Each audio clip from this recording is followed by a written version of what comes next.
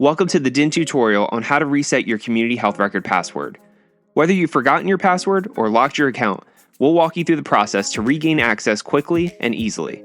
To get started, let's navigate to the CHR login page and click on the Forgot Password button.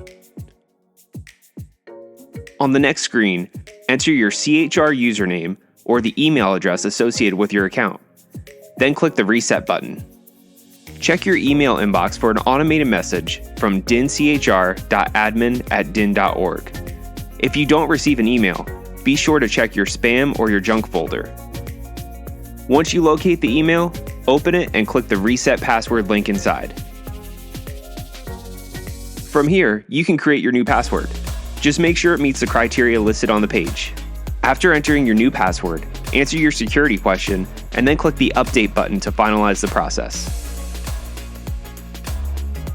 And that's it. You can now log into the CHR with your new password and access your account.